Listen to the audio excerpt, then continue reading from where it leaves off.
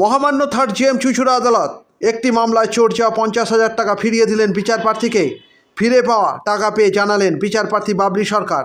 এই ব্যাপারে জানালেন আইনজীবী চন্দন চক্রবর্তী। আসুন তিনি কি বলছেন শুনবো। চুঁচুড়া থেকে প্রবীর ঘোষালের রিপোর্ট। আমি বাবলি সরকার। আমি পান্ডুয়া বিএলআর অফিসে জমি সংক্রান্তর বিষয়ে গিয়েছিলাম। ওখানকার যে দুজন আছে তার নাম হচ্ছে মনির আর মহরম।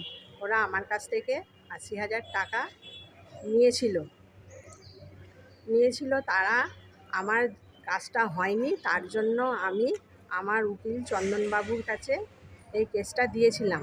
আজ উনি এই কেসটা নিষ্পত্তি করলো, 50,000 টাকা আমার রিকভারি করে দিল। এতে আমি খুবই আনন্দিত।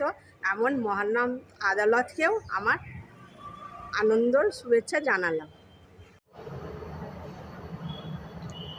গত 2022 সালের জুলাই মাসের একটি ঘটনা, যে ঘটনাটি হচ্ছে পান্ডুয়া থানার অন্তর্গত পান্ডুয়া বিএলআর অফিসে পান্ডুয়া থানার অন্তর্গত বড় সরসা নিবাসী বাবলি সরকার তার একটি সম্পত্তি রেকর্ড করিবার জন্য পান্ডুয়া বিএলআর অফিসে যান। তখন সেখানে নাকি তার সঙ্গে দুজন কোনো দালাল বা কারোর সঙ্গে আলাপ হয়। তারা তার থেকে 80,000 টাকা নেয় সম্পত্তি রেকর্ড করে দেওয়ার নাম করে, কিন্তু সেই প্রতারণা করে টাকা তাকে নিয়ে কাজ করে দেয়নি। তারপর তিনি আমার কাছে আসেন। তারপর আসার পরে একটি পান্ডুয়া থানায় লিখিত অভিযোগ হয়, এফআইআর হয় তাদের নামে, 4 জনকার নামে।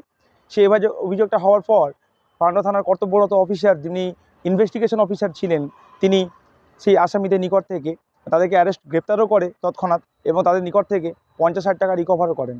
এবং রিকভার করার পর গত ইংরাজির 28/1/2025 তারিখে মহামান্য থার্ড জিএম আদালত সেই আসামি পক্ষের উকিলবাবু ছিলেন এবং আমি ছিলাম ডিফ্যাক্টো কমপ্লেন্টের আইনজীবী চন্দন চক্রবর্তী।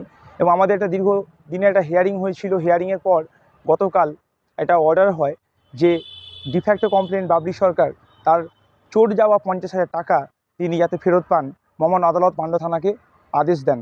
এবং এই মোকদ্দমায় আমি আইনজীবী হিসাবে থেকে এই লড়াই করে তাকে তার চোর যাওয়া টাকা ফেরাতে পেরে আমি নিজেকে খুব আনন্দ বোধ করছি। এবং এটাও মনে হয় যে আমি এই অসহায় মহিলার পাশে দাঁড়াতে পেরে, তাকে আমি সুবিচার পাইয়ে দিতে পেরে আমি খুব আনন্দ বোধ করছি। এবং আরও যেন এরকম অসহায় মানুষের পাশে দাঁড়াতে পেরে দাঁড়িয়ে থেকে তাদের বিচার পাওয়াতে পারি, আপনাদের নিকট থেকে আমার এই আশীর্বাদ একান্ত কাম্য।